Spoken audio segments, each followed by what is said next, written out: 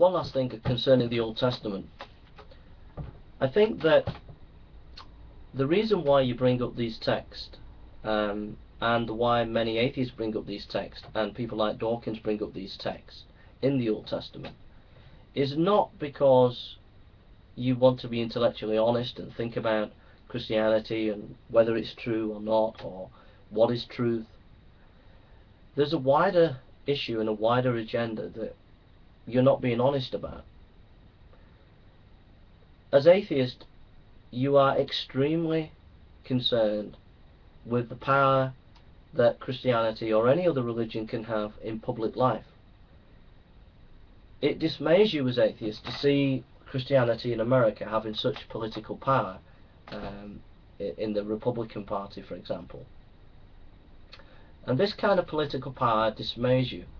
And also it dismays you that religion, and Christianity in particular, can have any influence, whether it be in schools, whether it be in public space, whether it be missionaries handing out tracts in town, or street preachers, anywhere where Christianity or religion is displayed in public.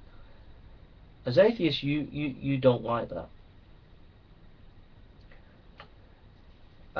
And so the way to deal with Christianity or any religion is to find what you would think is the weakest point and strike at that.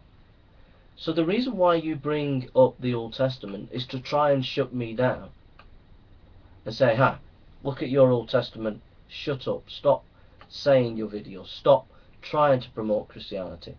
And it's a way of trying to shut down people's discourse.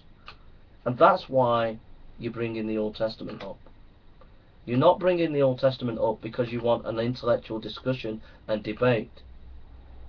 What you're trying to do is close down debate and discussion, is to push the Christian voice onto the margins by doing this. So I think you need to be honest about why you bring up these texts, and atheists need to be honest about it, and that you can't really have any dialogue or discussion with people who have that kind of agenda, because it's not about seeking truth, it's about shutting down. And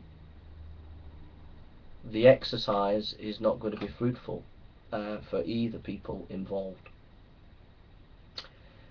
And that comes to my final thought on this, is I remember studying the text that you sent me and thinking very hard, and I thought to myself, if I was to die tonight within an hour of my death, and I had 1 hour to think about this, which side would I go on? Would I go on the free thinkers side, or would I go on the Christian side?